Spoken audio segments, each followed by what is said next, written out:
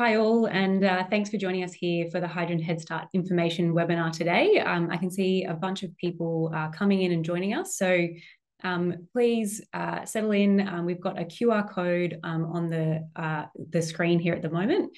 If you scan that QR code, it will take you through to slido.com, which we'll be using to capture all the Q&A for the webinar today. So while we're just setting up, if you can scan that QR code on your phone or go to slido.com just in your web browser, enter the event code H2 Headstart, and then feel free as we go through today and through all the slides, if you've got any questions, pop them in there, and then we'll make sure at the end we've got time to cover as many Q&A as we can.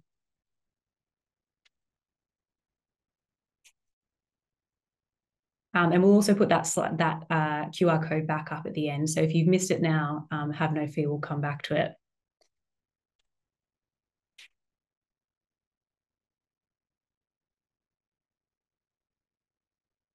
So firstly, good afternoon all, and welcome to the Hydrogen Headstart information webinar. My name is Alex McIntosh. I'm an investment director at ARENA and lead our work in renewable hydrogen. Before we commence today's webinar though, I'd like to firstly thank you all for joining us from various parts around Australia and also around the world, and to pay our respects to the custodians of country across Australia and acknowledge their connection to land, sea and community, and pay our respects to elders past and present.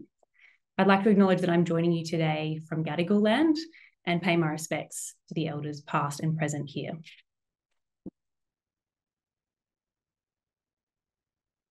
In terms of some introductions for today, we have a number of people on the line that you'll be hearing from, including ARENA's CEO, Darren Miller, myself, Alex McIntosh, my colleague, Jodie Hurley, who is Associate Director in the Business Development and Transactions team, as well as a number of the other key ARENA personnel who've been instrumental in developing this program are on the line. We're also joined today by a couple of our department colleagues. So Catherine Zerger, who is the branch head of hydrogen, and Rebecca Thompson, who is the director of the Guarantee of Origin and Trade at the department, who also will provide us with a short overview of some of the other initiatives going on within government for hydrogen and related initiatives.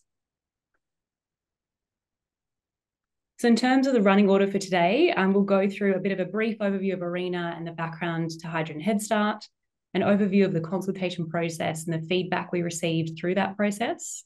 We'll then jump into all the detail of the program guidelines and everything you need to know to submit an expression of interest application. We will also then, as I said, be joined by Rebecca Thompson and Catherine Zerger from the department, who'll give us a very short overview of a few of the other initiatives that are being undertaken by the government in relation to hydrogen. And then we'll have plenty of time at the end for any Q&A in relation to the program. So with that, I'd like to hand over to our CEO, Darren Miller, just to provide us with some opening remarks and a bit of background. Thanks, Alex. And thank you, Jodie, who's also on screen, and to my DQ colleagues, Catherine and Catherine's direct report up, Shane Gaddies. I just want to thank you all for your hard work on this. It's been a lot of important consultation and design work up to now, and it's really exciting to be at this point now where we're open for applications. I think that, hydrogen has had its very hyped up moments. It's had its moments where people have questioned the need and the commitment to the work that we're doing. And I think my perspective on this is that we have a very important role to play here as government and industry together to essentially start a brand new industry that we know is going to be crucial for the decarbonisation efforts, not just in Australia, but globally. We can argue about whether hydrogen is going to be 2% or 5% of the solution or 30%, but it's definitely going to be something in between that, and whatever that is material. So it's really important work, and encouraging that we've got to this very important point here where we can launch this $2 billion funding program and bring on board, hopefully, some of the very largest projects that the world has undergo right now. So very briefly, a bit of background on ARENA for those who haven't worked with us before. We're an agency that was set up 11 years ago now by the government, the Labor government at that time. And since then, we have been working with the funding available and committed all of the funding that was first available under our Act. So we had $2.1 billion under the Act for the first 10 years of operation. We have now committed 2.31 billion of that to over 672 projects right throughout the country. You can see that we've worked on a whole range of legacy technologies, including geothermal, even ocean technologies, and our work has evolved over time, where we have solved some problems. I think we can quite unequivocally say that some of the work we did in 2016-17 on large-scale solar, where we ran a reverse auction round in collaboration with the Clean Energy Finance Corporation, really got the large-scale solar industry going in Australia. And while we continue to commit to solar PV, it's much more around the innovation stage. The reverse auction round got the large-scale industry going in Australia over time, back in 2016-17. Very importantly, we're a co-investor. So even though we're a granting agency and ideally our money goes out to innovation, we're not looking for a return on our investment. We do invest in a collaborative way alongside third-party funders. So we have had over $3 of matched funding for every dollar of ARENA funding that we've put down. And clearly that pattern will continue with Headstart, where our money, which will see a production credit paid, will be alongside a large amount of capital that's been invested by the developer and their financial counterparties into making that project happen. So ARENA will be a part of the full cost structure of those plants, but not all of it. More recently, and we might just move on to our investment priorities, I'll just say that hydrogen has been a priority of ours since about 2017, 2018. And so in that period of time, just go back one slide, Jody, I'll just talk about that. So hydrogen being one of our core priorities alongside the energy transition or the electricity transition, alongside low emissions metals and decarbonising transport, has been one of our core priority areas that we've been supporting now for the past 2 years, and that'll continue into the future, defined as commercialising renewable hydrogen, being essentially green hydrogen, although we have supported R&D into new forms of generation, whether that's biological or photocatalysis and the like. Renewable hydrogen through electrolysis, being wind, solar, hydro through an electrolyzer, is the core technology that we have and will continue to support in our hydrogen priority. And moving on, just to have a look at some of the types of work that we've done in the hydrogen space. To date, and as I said, we started in 2017-18, we have now supported 46 projects across the hydrogen production, storage, transport, and end-use spectrum. That's comes with a commitment from ARENA of about $308 million of federal Commonwealth funding to a whole range of innovations, including R&D. We have in the past, and we're currently running R&D programs into new ways of making, storing, and transporting hydrogen. We funded a lot of studies, including very large feed studies, which are looking at the very largest types of electrolyzers and projects that Australia has to offer, demonstration projects, and some very large deployment projects. So the bottom left image that you see is the Yara facility in the Pilbara, where we have funded ONGI and Yara to build the 10 megawatt electrolyzer, which is the largest electrolyzer that will exist in Australia at the time that is completed. Likewise, there's a whole range of projects, including the Hazer project, the BOC project up in Brisbane, the Toyota project in Altona, which was, I think, one of our very first refueling stations, and as I said, a lot of R&D as well in the hydrogen space. So if we move along and talk a little bit about Headstart for a second. So Headstart was an initiative, and I heard it said it was one of the very fastest things that the government has ever done, sort of responding to some of the large overseas programs that we've seen through the IRA Act and through Restart, the EU and the Canadian programs. The government took a look at that and decided that it wanted to continue to support very large projects in Australia. Now, we don't have the might of the capital available that's in the US, and so it really needed to be an Australian-centric program. Just go back one slide, where $2 billion was seen as a down payment to keep the hydrogen industry going at the scale in Australia. And so the government stepped up to provide that funding back in May through the May budget.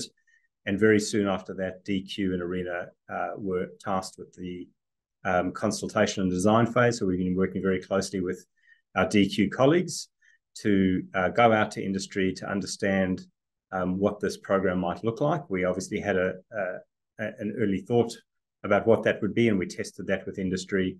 We've had a very wide amount of consultation, a number of in-person sessions, a webinar attended by over 200 people, and then a range of conversations with industry after the program was announced, where we've taken on board all of that feedback and worked together with DQ and the minister ultimately to design the guidelines for the program.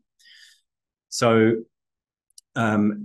as you'll see in the guidelines, setting out that it's a competitive process. We've got very strong process around how to make sure that we're assessing programs in a fair, all projects in a fair and equitable way, in a way that allows us to compare what those projects have to offer relative to the peers that are out there.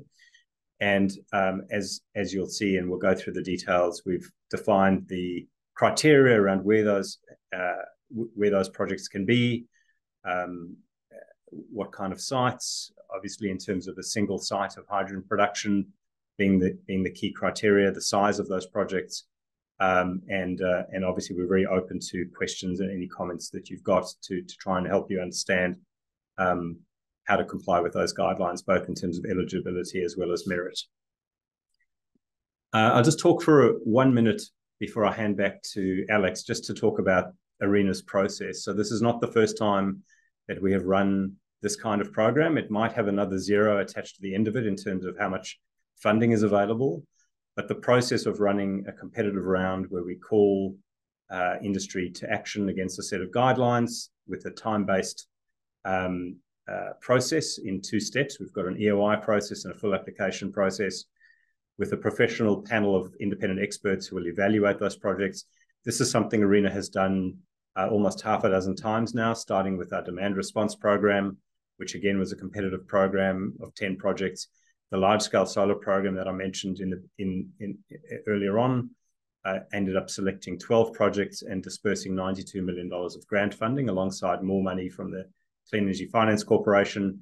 We also ran a competitive process to down select the 3 10-megawatt electrolyzer projects, of which 2 of them will happen according to plan.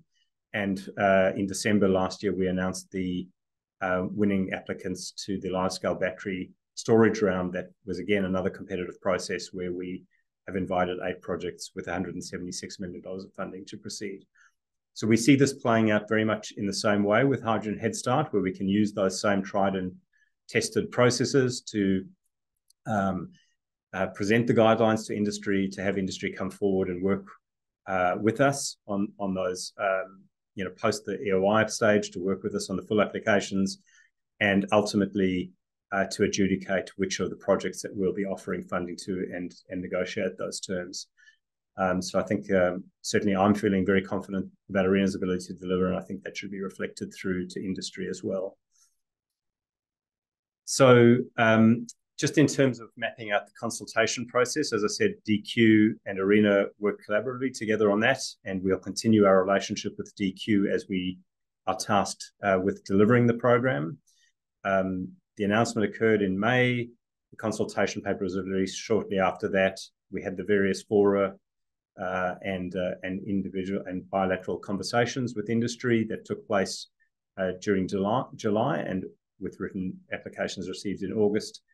And finally, as you will have noted, the Minister announced the opening of the program at the AFR Summit on Tuesday last week. And that's essentially set a very short timeframe, which we've heard from industry is what industry wanted, a short EOI timeframe, so that we can give as much clarity to those projects that'll go through to full application as possible, and giving those projects a large amount of time to proceed and get their full applications in order. So with that, I just wanted to, again, thank you, industry, for your participation in this. I'm looking at the numbers. We have 324 people online today. It's a huge response. I sometimes wish I could have sold tickets to every hydrogen session that we held. We'd be rich by now.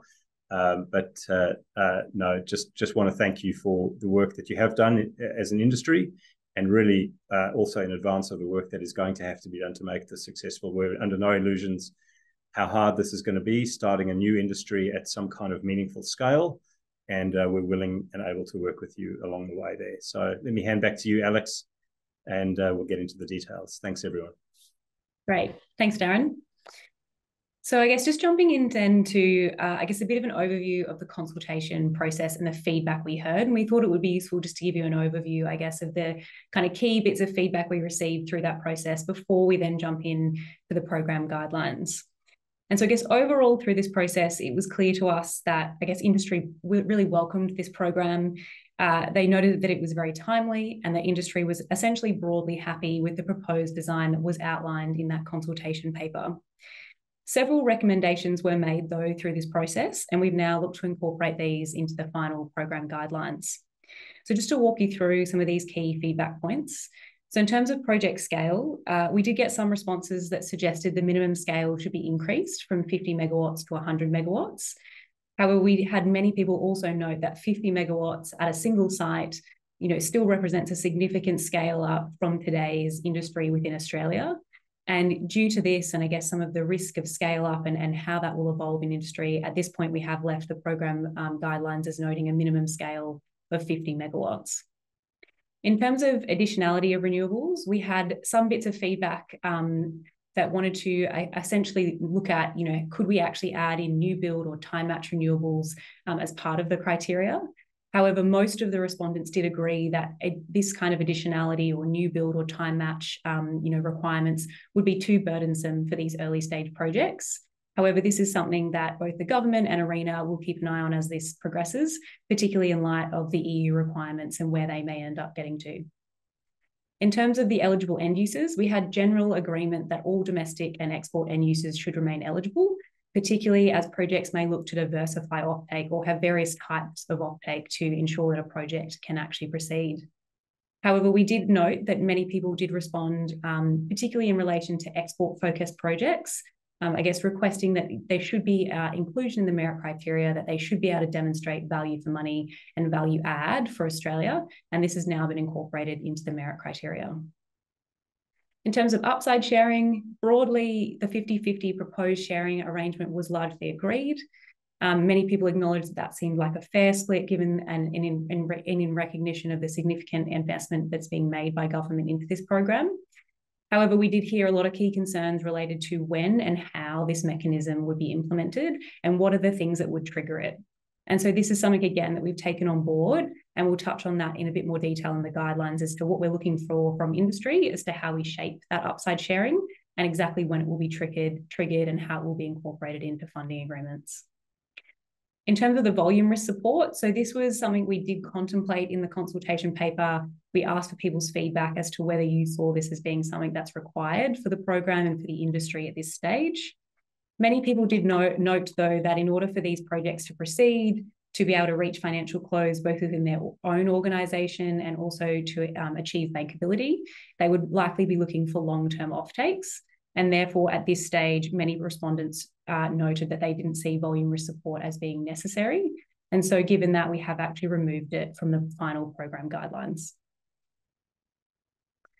In terms of payments and payment frequency, we had fairly broad agreement that the quarterly payments that were proposed were workable.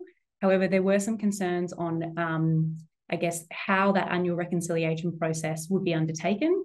And again, that's something we've taken on board, and we'll touch on that in a bit more detail in the guidelines as to how we would look to do those expected production payments and an annual true-up that may then occur. In terms of the merit criteria, we had key feedback that noted that the program should ensure sufficient focus on deliverability, credibility, and risk to ensure that projects can actually be seen through to completion.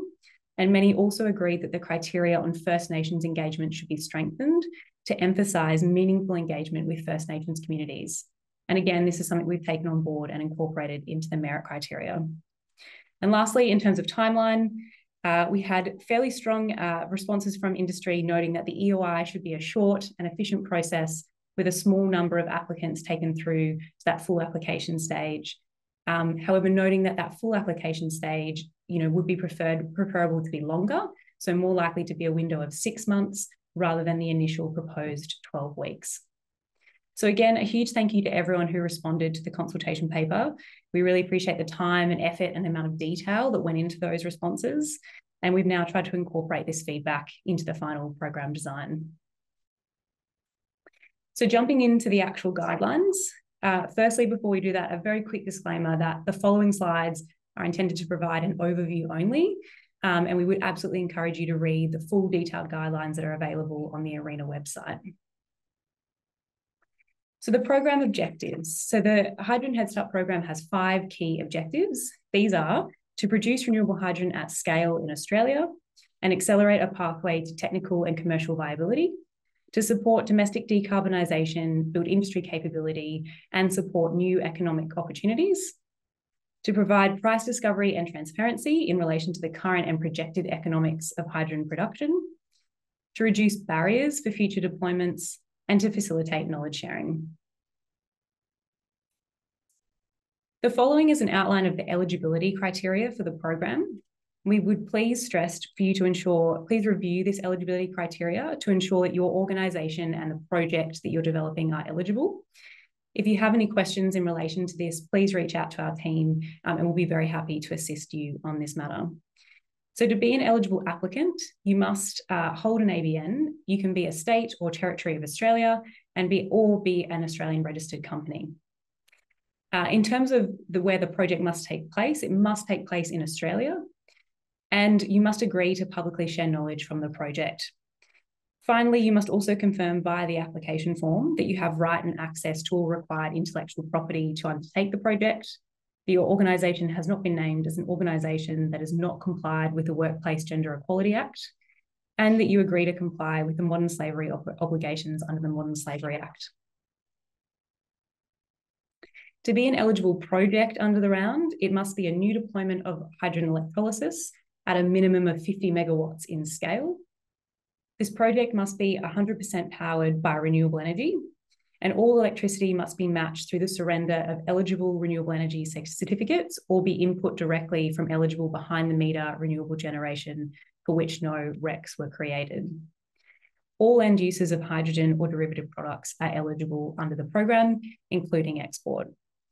As I said, if you do have any questions regarding this eligibility criteria, please reach out to our Hydrogen Headstart inbox, which is hydrogenheadstart@arena.gov.au, and our team can assist.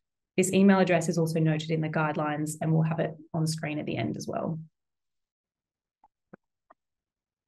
In terms of timeline, so as I said, as noted in the consultation, we've listened to the feedback from industry that program timeline should be expedited.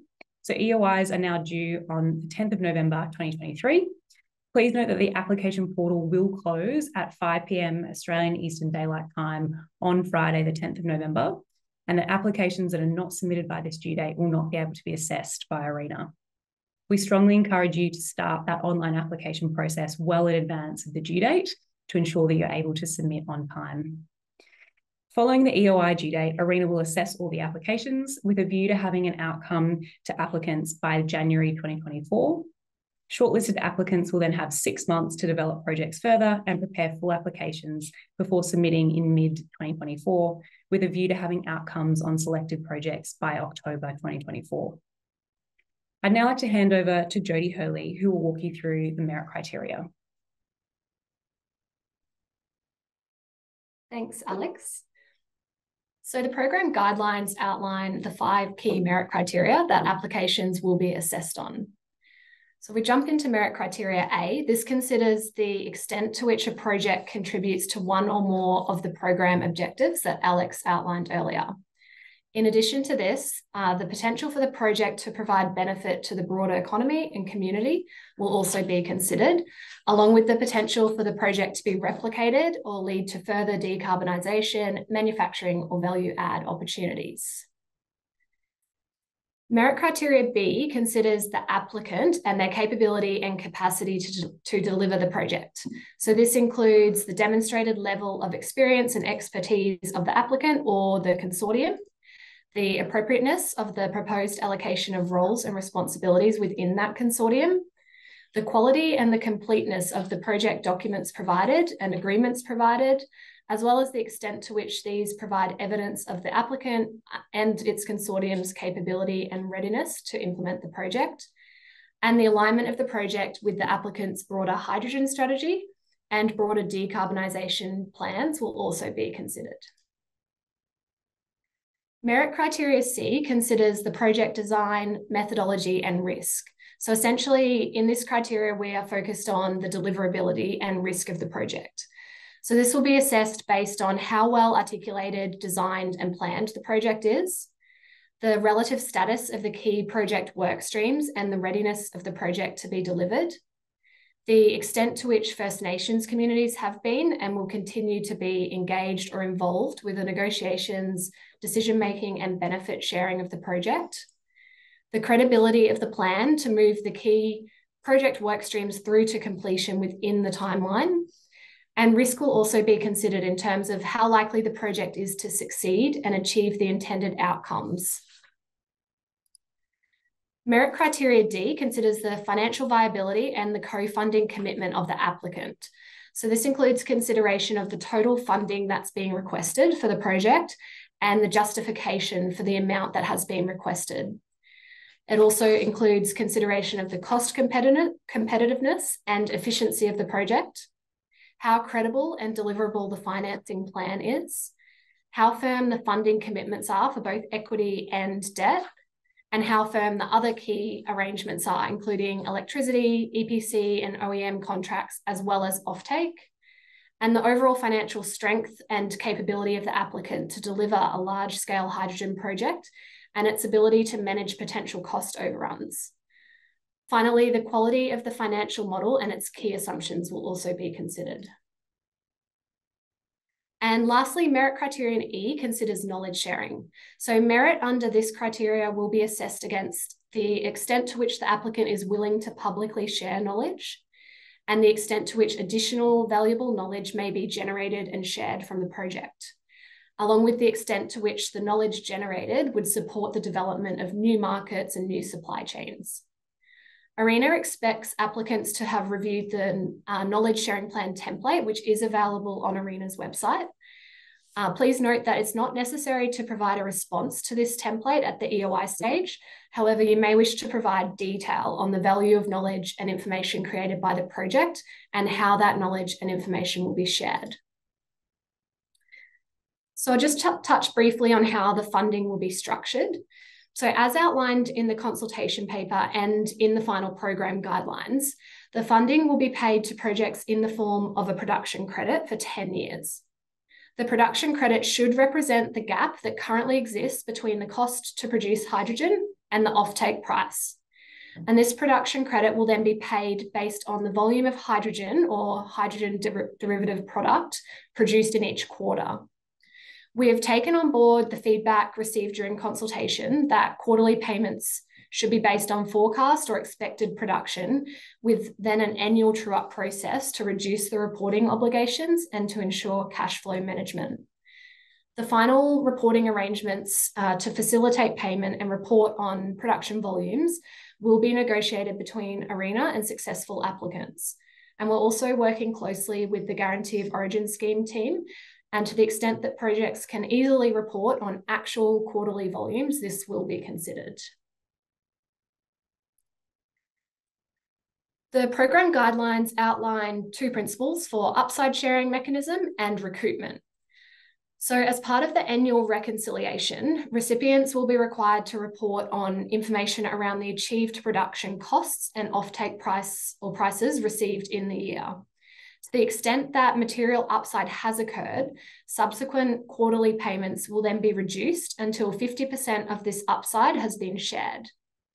As part of the EOI stage, we are asking applicants to provide detail on how upside may be shared and structured. And the final upside sharing arrangements will be agreed as part of funding agreement negotiations with consideration to other factors such as debt repayment and equity contribution requirements. If a windfall gain event is experienced, recipients may be required to pay back an amount of the production credit received in previous years. The amount to be repaid will be determined at the time between the recipient and ARENA, considering the difference between expected and realised returns, as well as any previous upside share. As with the upside sharing, the final arrangements will be agreed as part of funding agreement negotiations.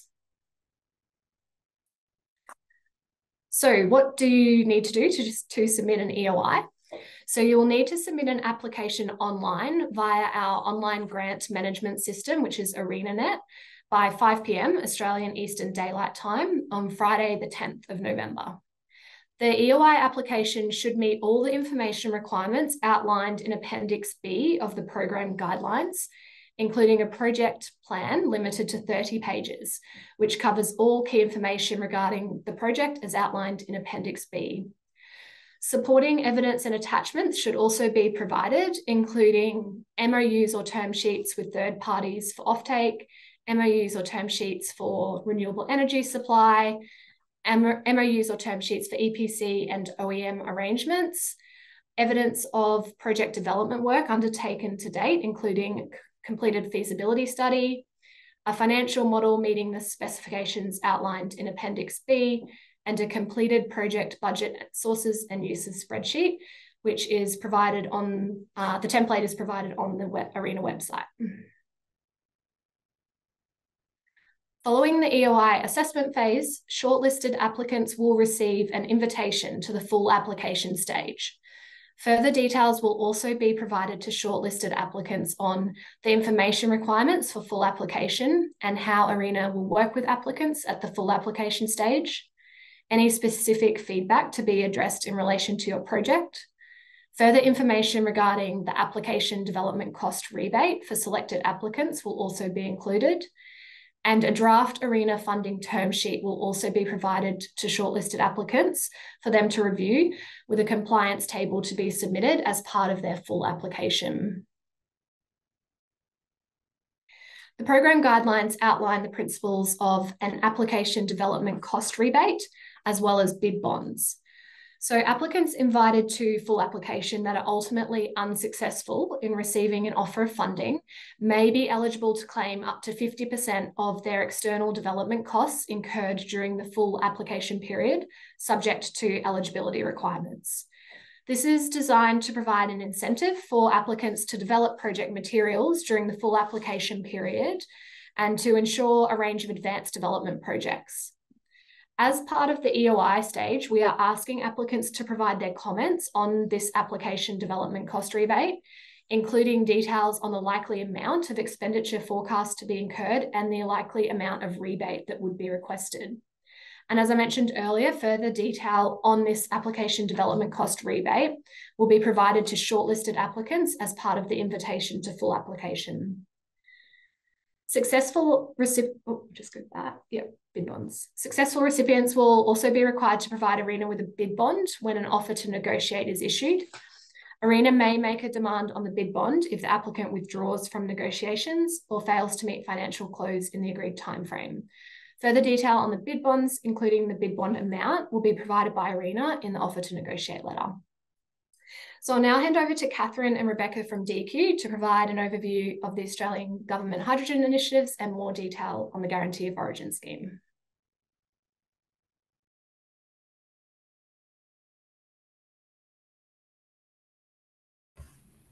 Thanks, Jodie. We're just unmuting and hopefully the video works this afternoon. We have been having a few IT problems. I don't think it is working, so we might just turn that off. But good afternoon, everybody, and thank you for joining us today. I will try and be quite brief because I know I can see a number of questions coming through on Slido. So Australian governments at the local, state and federal level have been undertaking a range of activities to support early industry growth for the hydrogen sector. We've been working internationally with like-minded countries to build supply chain linkages, foster investment and share global markets, and we now have partnerships with 8 countries that feature cooperation on clean hydrogen. Rebecca will talk further briefly on the Guarantee of Origin scheme. We're reviewing the National Hydrogen Strategy, and I think many people on the call today have participated in that through the consultation paper process, and we're reading through those and reviewing that, and that's definitely strongly underway. We have the Regional Hydrogen Hubs program that's underway, and you would see some announcements that have already been made on those executed grant agreements.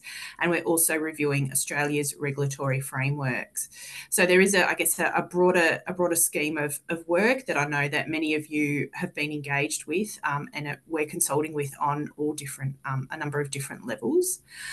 As a lot of some of the discussion in relation to Hydrogen Headstart has always been is linking the upcoming Guarantee of Origin scheme as well. So I'll just pass on to Rebecca Thompson, who heads up our Guarantee of Origin team within the department, just to provide a bit of an overview of the proposal and the current consultation that's out. Hey, thanks, Catherine. Just to start with, I thought I would just give you a quick recap on the GO scheme, its purpose and what it is. So essentially what it's designed to do is to enable producers and consumers of low emissions products to be able to make low emissions claims associated with the products that they supply and use. And it will also enable producers to have the low emissions attributes of these products valued by markets. It will help Australian producers access international markets that have various requirements around the emissions intensity of the products, such as hydrogen, that they will import. Next slide, please.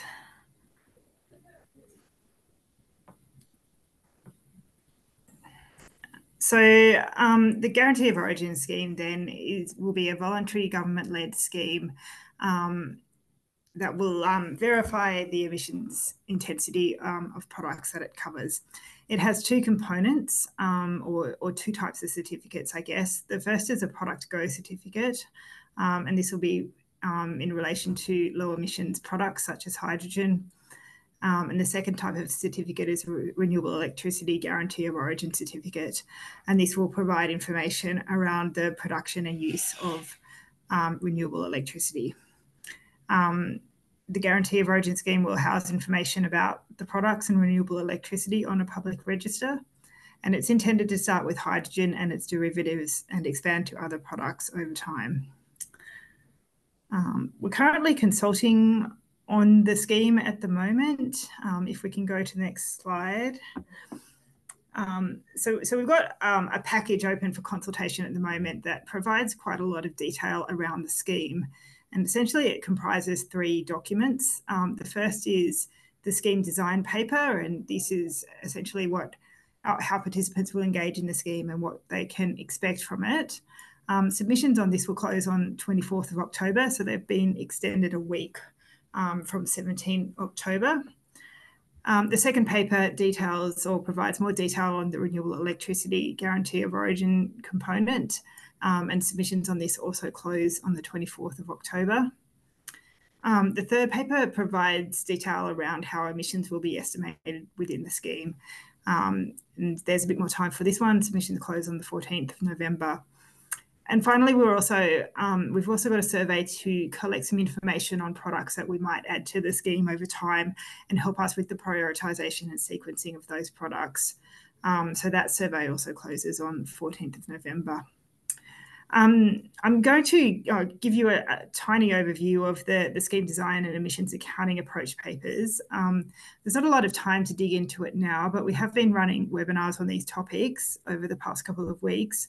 And if you miss those webinars, then the recording should be available on our website later today. So please go and have a look if you want to make a submission and still haven't really engaged in this material. But just very briefly, the scheme design paper so I guess provides the detail of how the scheme works, in the sense, the mechanics of it. So it provides information around how you enrol and register. It details the process of what we call profile registration, where we aim to collect a lot of information up front and minimise the reporting burden over time. And it also details the assessment process. It then also contains information on how you create certificates, how certificates are consumed, so that's how you claim the attributes of a product, how errors are recorded, and how these processes are verified and checked as well. This paper also contains section on data sharing provisions and also details the process that we're proposing to expand the scheme to other products over time. Onto the next slide, please. So just very briefly, the emissions accounting approach paper provides information on the scope. So this is the processes and emissions that are covered by the scheme and that you must report on. It provides detail on the calculations of emissions intensity and how you estimate emissions from various sources. So how you've got to measure emissions and the emissions factors, etc. That should be used. So I think that's really all that I have time to go into detail in today. But again, there's plenty of information on our website if you want to listen to those pre-recorded or the webinars that we ran last week. And there are also contact details on that website if you would like to get in touch for further information. All right, thank you, Alex. Great, thanks, Catherine. Thanks, Rebecca. As we said at the start, we would strongly encourage you to review the guidelines that are available on the Arena Funding webpage, along with that frequently asked questions document, which we will update regularly as common questions come up throughout the process. And make sure that you submit your EOI by the 10th of November at 5 p.m. Australian Eastern Daylight Time. If you have any issues, please reach out. Our team is here to help. A huge thank you to everyone who's joined us here online today. A big thank you to our colleagues at DQ as well for all your support through the design phase as well. And to echo Darren's comments earlier, we're completely delighted at Arena to be delivering and managing this historic program, and we look forward to receiving your expressions of interest on the 10th of November. So thanks all.